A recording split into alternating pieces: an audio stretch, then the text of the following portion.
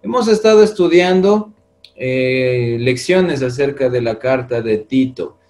En una anterior ocasión empezamos con la primera parte del ocuparse de la santidad. El día de hoy vamos a avanzar con la segunda parte de este estudio. Está basado en la carta de Tito, como ya lo dije. Y esta parte tiene que ver con el capítulo 2, en donde nosotros ya habíamos estudiado desde el versículo 1 hasta el versículo 10, cómo la palabra de Dios, la sana doctrina, es el instrumento necesario e indispensable para que nosotros como cristianos podamos estar ocupándonos en la santidad. Recordemos que la instrucción del apóstol Pablo para Tito, según el versículo 1, tú habla de acuerdo a la sana doctrina. En esta parte del estudio nosotros habíamos visto que la iglesia en Creta pues estaba teniendo problemas con relación a la sana doctrina. Y en el capítulo 2 del versículo 1 al 10 vemos la recomendación, el mandamiento. Y lo principal, lo importante que se menciona en estos versículos es la palabra exhorta.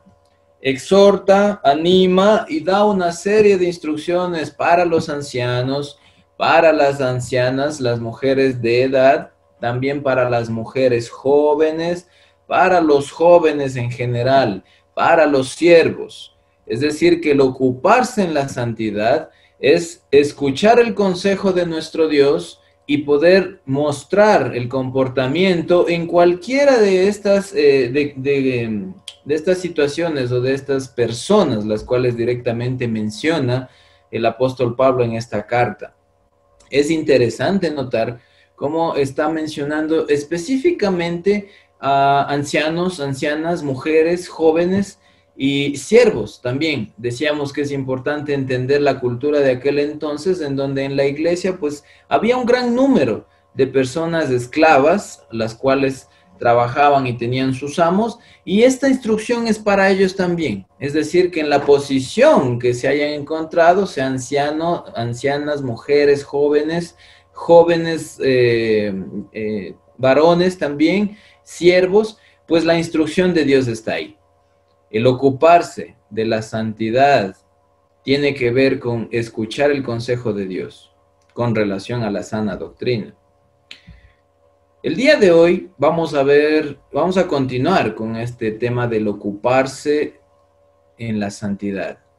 Pero esta segunda parte es muy importante porque si ya nosotros miramos la instrucción por medio de la sana doctrina para la gente, para las mujeres, para los hombres, para los siervos, pues ahora Pablo va a empezar a hablar acerca de la gracia de Dios, la cual es para todos los hombres. Le invito entonces en esta noche a que usted pueda evitar cualquier distracción, que tome su Biblia, tome su libreta de apuntes y juntos estudiemos la Biblia. El motivo para ser ancianas, ancianos, mujeres, ¿sí? Y todo lo que ya leímos en el versículo 1 al 10, tiene una razón de ser eso, tiene una razón o un motivo. ¿Por qué debo realizar? ¿Por qué nosotros debemos ser ejemplares? ¿Por qué debe el anciano considerar ser sobrio? ¿Por qué deben considerar ser prudentes? ¿Por qué las ancianas deben ser reverentes? ¿Por qué las mujeres jóvenes deben ser prudentes, castas? ¿Por qué los jóvenes deben ser prudentes? ¿Por qué los siervos deben ser con una condición irreprochable, que se sujeten a los empleadores o a los amos? ¿Por qué? Todo tiene una razón de ser. Y si nosotros queremos ocuparnos en la santidad, debo entender por qué yo tengo que ser una persona seria, por qué tengo que ser una persona que se comporta de acuerdo a la palabra de Dios. Hay un motivo principal que es para toda la humanidad. Si usted desea ser o desea mostrar o desea encajar en uno de estos modelos de los cuales nosotros estudiamos en el versículo 1 al 11, pues es importante que ponga atención a lo que a continuación va a decir el apóstol Pablo, ¿sí? Mire el versículo 11. Empieza con una palabra muy interesante y que me da a mí el sentido de haber estudiado todo lo anterior. La palabra a la que me refiero es ¿por qué? Es importante que mencionemos esto entonces. Porque de todo lo que hemos visto, ahora Pablo está diciendo, ¿por qué ser una buena anciana? ¿Por qué considerar tener cualidades como anciano? ¿Por qué considerar tener cualidades como anciana? ¿Por qué ser una mujer que enseña a las mujeres jóvenes? ¿Por qué ser una mujer joven la cual escucha el consejo de acuerdo a la palabra de Dios? ¿Por qué ser jóvenes prudentes? ¿Por qué ser siervos que se sujeten a sus amos? ¿Por qué no buscar defraudar en nuestros trabajos? ¿Por qué tener una condición irreprochable? ¿Por qué? Versículo 11. Vamos a ver el día de hoy. La gracia de nuestro Dios nos va a enseñar o nos va a mover o es el motor de que nosotros estemos ocupados en la santidad, queridos hermanos. ¿Cómo nosotros nos ocupamos en la santidad? Participando de la gracia de Dios. Versículo 11. Porque la gracia de Dios se ha manifestado para salvación a todos los hombres. Decíamos, ¿por qué los ancianos son personas sobrias? ¿Por qué las ancianas, mujeres mayores y mujeres jóvenes aceptan el consejo de Dios y cambian su comportamiento? ¿Por qué? ¿Por qué debemos nosotros pensar en que usted y yo debemos ser diferentes? Porque recordemos que en este tiempo en la cual fue escrita esta carta, estaba sucediendo algo muy diferente. Por eso el consejo de Pablo es para esta iglesia. Y el consejo para nosotros es, ¿por qué debo ser diferente? ¿Por qué no debo ser de acuerdo a la demás gente que está en mi entorno? ¿Por qué? Hay un por qué, querido hermano y hermanita. ¿Y sabe cuál es el por qué? Porque la gracia de Dios se ha manifestado. Ahora, de acuerdo al contexto, esta es la causa. La gracia de Dios. Cuando entendemos nosotros y participamos de la gracia de Dios, vamos a poder ser hombres ejemplares, mujeres ejemplares, empleados ejemplares, en cualquier rol que usted esté en este mundo, va a poder y va a buscar cumplir la palabra de Dios, va a ocuparse en la santidad. Cuando la Escritura nos habla de que la gracia de Dios se ha manifestado, tiene que ver con el pensamiento de Dios que siempre ha estado ahí. Es decir, que el plan de Dios fue ese siempre. Pero hubo un momento en su vida y en mi vida en la cual muestra esa gracia a usted y a mí. Y cuando eso sucede, es la razón de nuestro vivir. La palabra gracia significa un regalo, es decir, algo que recibimos sin nosotros merecerlo, no por nuestros méritos, no por lo que hagamos, simplemente es un regalo que Dios, según lo que vemos en el versículo 11, ha manifestado, es decir, es algo que siempre existió, pero ahora está mostrándose a usted, está mostrándose a mí, está mostrándose a su iglesia, está mostrándose al pueblo de Dios. La gracia de Dios que sabemos nosotros se manifestó por medio de su Hijo, nuestro Señor Jesucristo. Y algo muy bonito es entender la frase final. ¿Para qué se ha manifestado? Tiene un propósito y este propósito se ha mostrado por los siglos, por toda la historia, para que nosotros entendamos algo muy importante, y es que Dios quiere que todos los hombres sean salvos. ¿Cómo participamos nosotros de la gracia de Dios? ¿Cómo nos ocupamos en la santidad participando de la gracia de Dios? Teniendo muy en claro y con total convicción esta idea. Nuestro Dios es un Dios que siempre ha pensado en salvarnos, que siempre ha pensado en usted y siempre ha pensado en mí. Siempre. Y hay un momento en la vida de cada uno de nosotros en la cual esa gracia se ha manifestado. Y estoy hablando de llegar a tener el conocimiento, porque nosotros entendemos que la forma en la cual ese pensamiento de Dios, ese plan de Dios, se ha manifestado fue cuando nuestro Señor Jesucristo murió por cada uno de nosotros. Eso hace que tengamos una posibilidad. ¿De qué? De ser salvos, y por supuesto el alcance es para todos. Todos podemos ser salvos. Sin excepción alguna, podemos llegar a la salvación. Recuerde entonces, querido hermanito y hermanita, usted tiene este conocimiento, pero reafírmelo, confírmelo y siéntase convencido. Yo, usted y el pueblo de Dios se ocupa en la santidad porque participa en la gracia de Dios. Porque usted está inmerso en ese plan, en esa idea perfecta y esa idea eterna. No es algo nuevo, es algo que Dios ya había establecido. Pero veamos qué más. ¿Cómo más yo puedo ocuparme en la santidad participando de la gracia de Dios? Ponga mucha atención porque esto es interesante. Mire lo que dice el versículo 12. Enseñándonos qué. Ahora, mire lo que nosotros vimos. La gracia de Dios, ese regalo tan grande, esa oportunidad que tenemos todos los hombres, y al hablar de hombres se refiere a toda la humanidad, esa oportunidad nos enseña, o ese conocimiento nos enseña algo muy imprescindible en su mente, en nuestra mente y en nuestro corazón, en todos nosotros que somos su pueblo. ¿Qué es lo que debemos entender? Que yo me ocupo en la santidad, participo en la gracia de Dios, pero ¿cómo? ¿Cómo lo hago? Enseñándonos, ¿qué dice? Todo esto nos enseña a hacer dos cosas que son imprescindibles para que nosotros podamos llegar a la santidad anhelada, pero participando de la gracia de Dios. Dos cosas, nada más, ¿sí? Muchos podemos decir, ¿cuánto que hay que hacer? Pero no, realmente es dos cosas.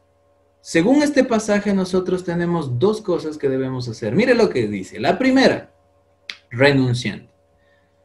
Cuando hablamos de renunciar, pues obviamente el término lo podemos entender relacionado a un trabajo, ¿no es cierto? Por lo general, este término está muy asociado a una actividad laboral. Y cuando usted pone una renuncia, ¿qué dice? ¿O qué implica dentro de ese acto?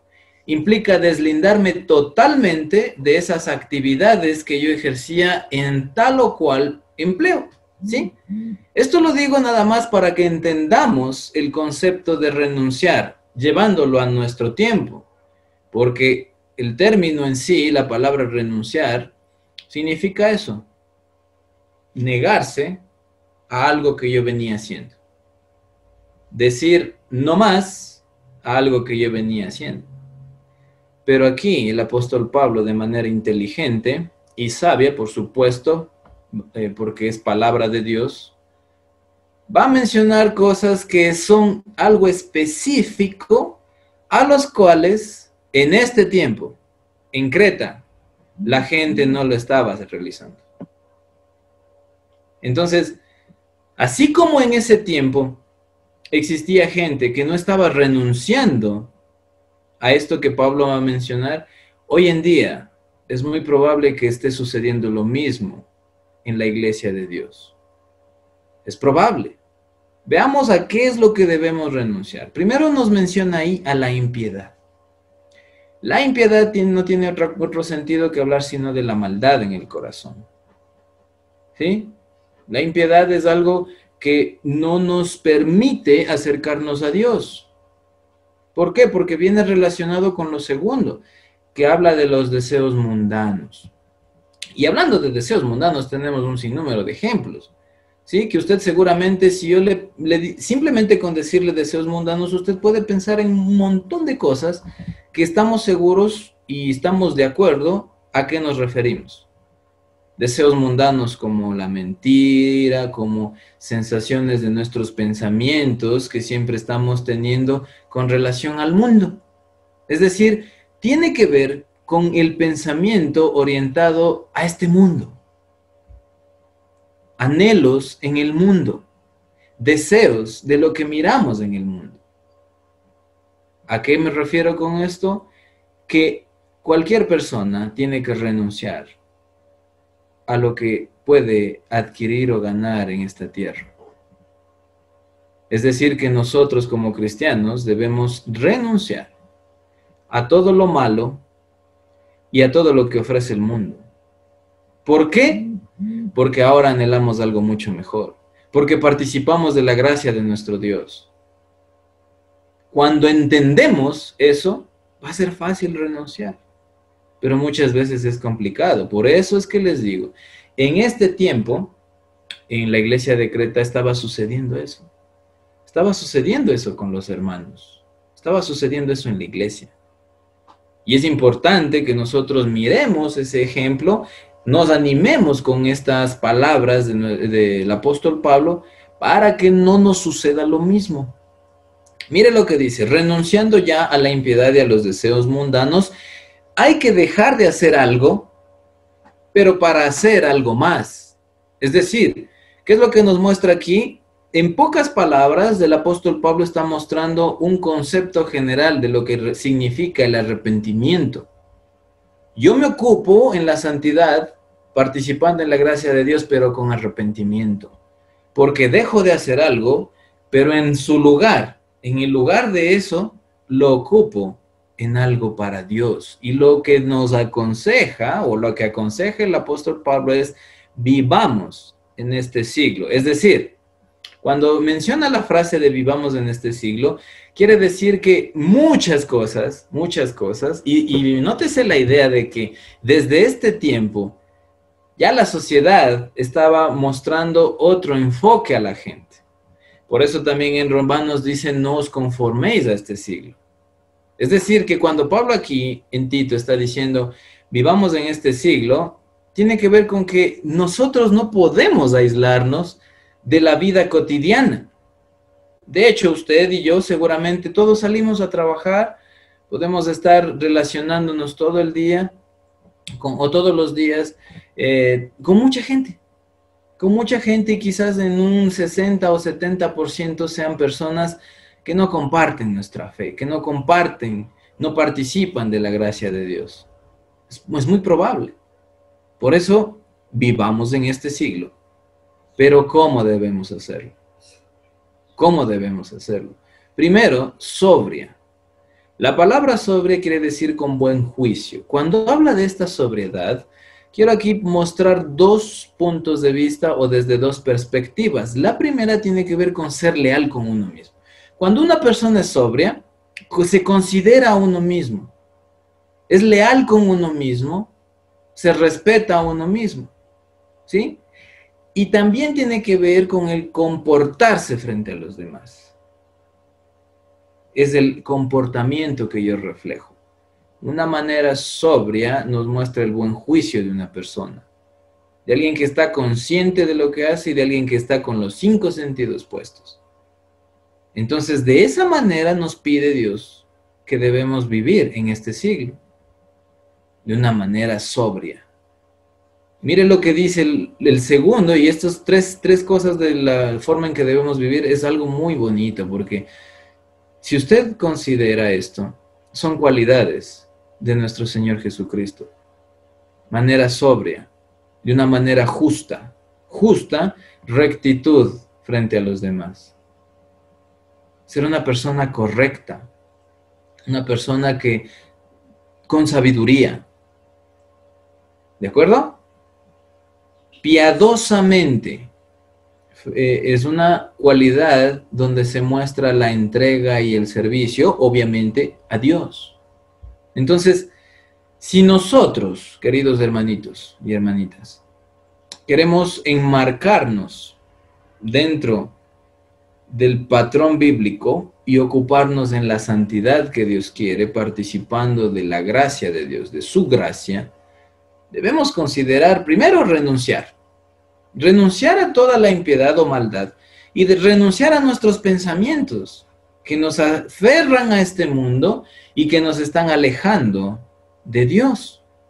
¿Para qué? ¿Para qué renuncio a eso? Para vivir de una manera diferente, en 3 aspectos especiales, de manera sobria, justa y piadosamente. Es decir, con una actitud centrada, con una actitud correcta y con una actitud de servicio. ¿Queremos ocuparnos en la santidad? Participando de la gracia de Dios. Entonces empecemos a renunciar. En esta parte del estudio quiero hacerle una pregunta. ¿Qué es eso a lo cual usted aún no ha renunciado? ¿Qué es aquello que le impide poder ubicarse en uno de las cualidades que habíamos estudiado en los versículos del 1 al 11? ¿Qué es aquello que nos falta hacer? ¿Qué es aquello que debemos renunciar?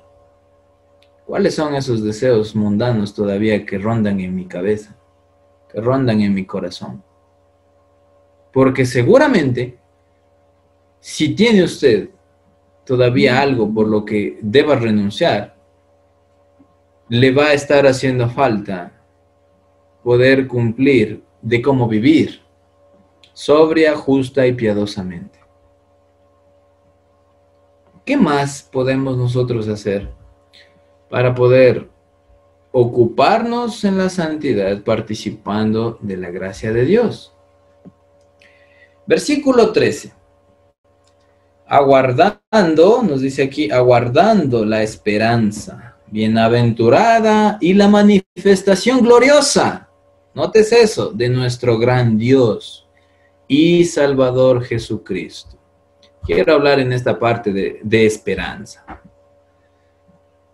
Es interesante que Pablo, mostrando la gracia de Dios, está, si ustedes notaron, en el versículo 11, se ha mostrado algo que siempre estuvo, es decir, algo que permaneció desde muy antes, hablando del pasado, ¿no es cierto? Versículo 12, enseñándonos que renunciando, hablando del actuar presente, de lo presente, de lo que debemos hacer. Tenemos un pasado que recordar, que en cierta forma está hablando de un tiempo presente perfecto, porque se refiere a que esto es lo que Dios siempre tuvo en mente, siempre ha tenido en mente y siempre va a tener en mente. La gracia, el perdón, el redimirnos a nosotros. Estamos hablando en el versículo 12 del presente, lo que debemos nosotros hacer, ¿sí? Y ahora, en el versículo 13 nos habla de una esperanza, de lo porvenir, del futuro, ¿sí? ¿Cómo hace una persona que quiere ocuparse en la santidad? ¿O cuál es la actitud de una persona que quiere ocuparse en la santidad participando en la gracia de Dios? Aguardando la esperanza, aguardando. ¿Cómo es esto aguardando? Es una actitud de esperar con ansias o anhelar ese momento. La esperanza ya la tenemos. La tenemos porque recuerden que una esperanza es algo que llena al cristiano el anhelo de tener aquello, ¿sí? En base a una promesa que la tenemos de parte de nuestro Dios. Aguardando es ansias, anhelo. Yo estoy aguardando, pero esa es mi actitud, dice cómo yo espero lo que voy a recibir. Ahora, ahí hay un término bien bonito y simplemente interesante, importante para calificar a la esperanza. Esta esperanza no es cualquiera, no es cualquier esperanza, porque nos habla de una esperanza bienaventurada. En otra versión, dice, aguardamos el feliz cumplimiento.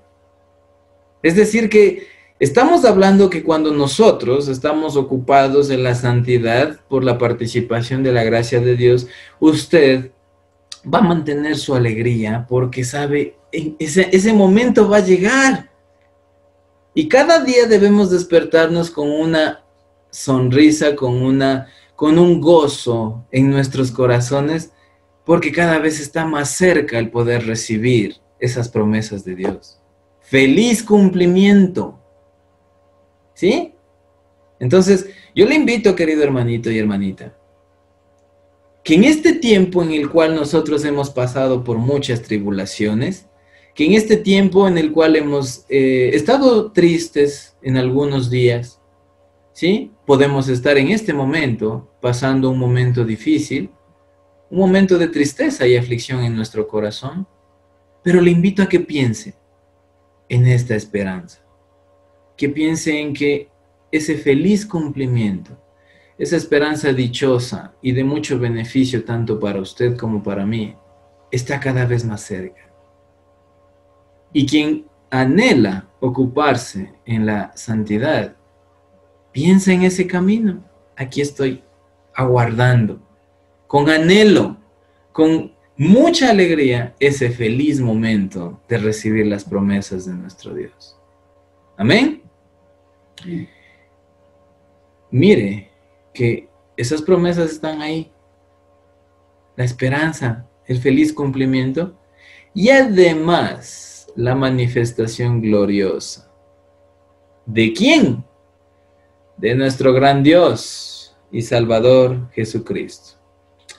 Está hablando de una manifestación, una demostración. Y esto, queridos hermanos, en nuestro corazón debe estar bien claro, que esta manifestación es algo totalmente diferente. Es algo que jamás hemos visto, porque es algo glorioso. Porque la manifestación de nuestro Señor Jesucristo es algo sorprendente, glorioso, magnificente, digno de dar honra y gloria. ¿Por qué? Porque no puede ser de otra manera, sino de quien se trata. No es de cualquiera, es de nuestro Señor. Y lo bonito de cómo alaba el apóstol Pablo a nuestro Señor Jesucristo, mire, nuestro gran Dios y Salvador Jesucristo. Quiero en esta parte hacer un énfasis en las cualidades, en la forma de alabar de parte del apóstol Pablo a nuestro Señor Jesucristo. Lo primero que debemos entender es que es nuestro Señor. Quiero preguntarle en esta parte del estudio, a usted que me está escuchando, tal vez me está mirando, ¿ha hecho del Señor Jesucristo su Señor? ¿Es Él el dueño de su vida?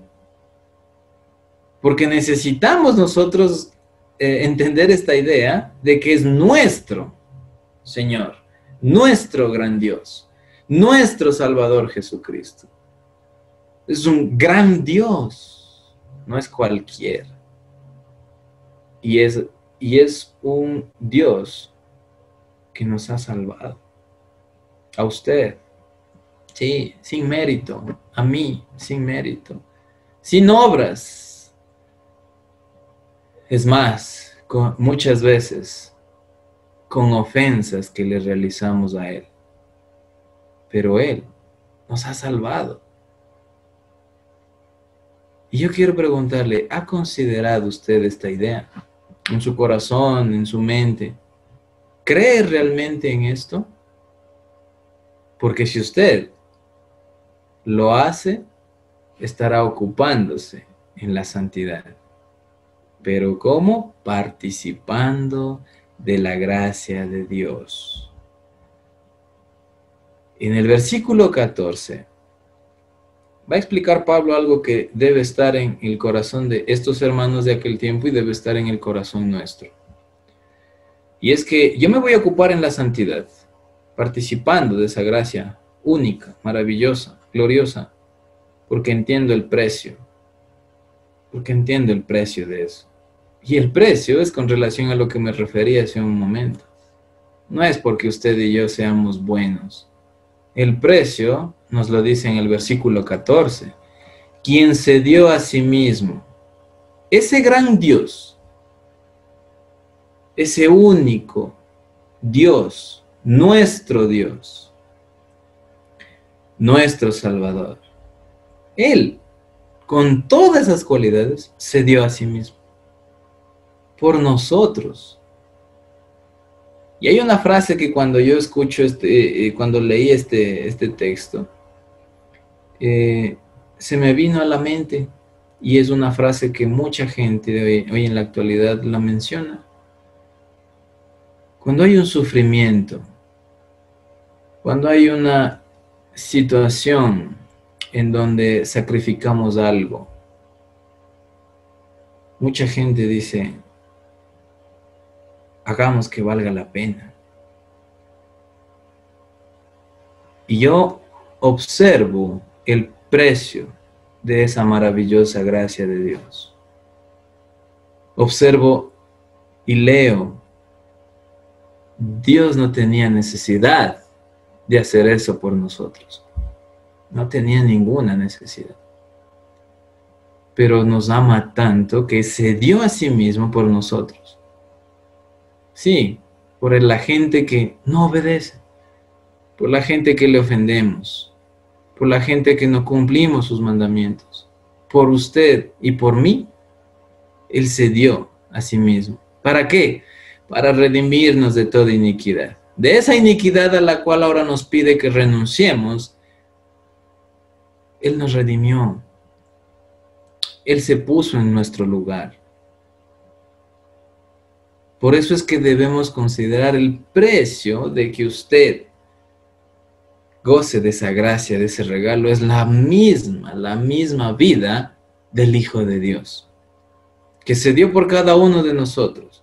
Nos ha perdonado, nos absuelve, toma nuestro lugar y resulta en bendición para nosotros. Él sufre todo y nosotros somos beneficiados. ¿Cómo? Nos hace su pueblo. Él nos ha comprado con un precio de sangre.